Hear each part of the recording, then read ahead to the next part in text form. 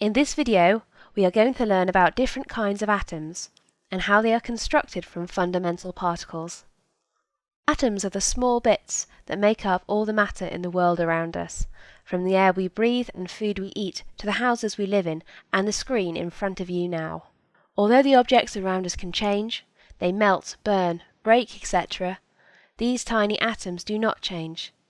They are like tiny Lego blocks. When you change a model, a Lego house might transform into a Lego car, but the actual blocks or atoms stay exactly the same. There are around 100 different sorts of atom, from the lightest, hydrogen, to the many times bigger uranium. Materials that are made of only atoms of one sort are called elements, and materials that are made of different kinds of atoms bonded together are called compounds. Each element has a different symbol, such as Na, O, and Ar. What element is represented by the symbol H? H represents hydrogen. Most of the elements have symbols that start with the same letter as their name.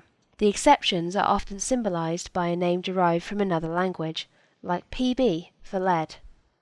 This is because in Latin, lead is known as plumbum. If you look on the periodic table, you will see that the second letter of the symbol is always lowercase. The periodic table was constructed by Dmitri Mendeleev, a Russian chemist and inventor.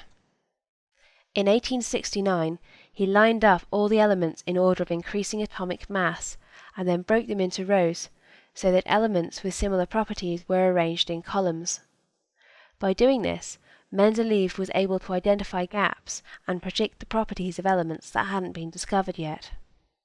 Theoretically, the periodic table could go on forever, as atoms get more and more massive. But very heavy atoms are not stable and fall apart easily. Bismuth is considered the last stable atom.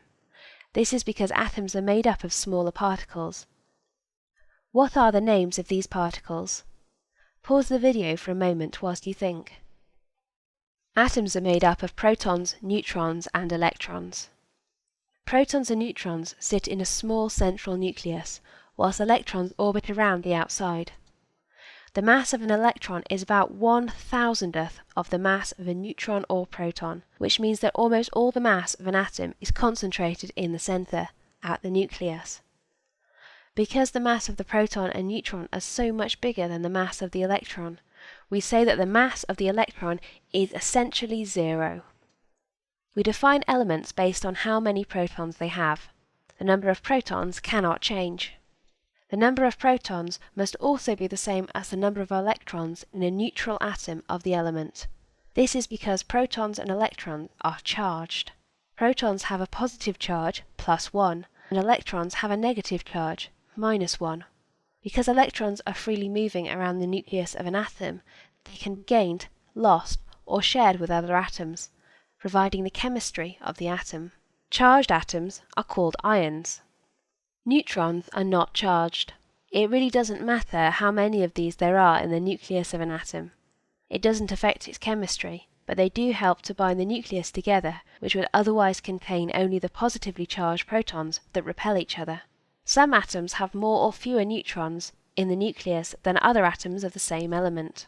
These are known as isotopes. They have different masses, but undergo the same reactions and have the same physical properties as each other. In fact, their mass is the only way in which they are different. If there are too many neutrons in a nucleus, it might be so massive that it becomes unstable and liable to split up into smaller atoms. This is known as radioactivity. By now, you should be comfortable with the idea that atoms are made up of protons, neutrons, and electrons. You should remember that electrons weigh essentially nothing, and that protons and electrons are charged, but that neutrons are not.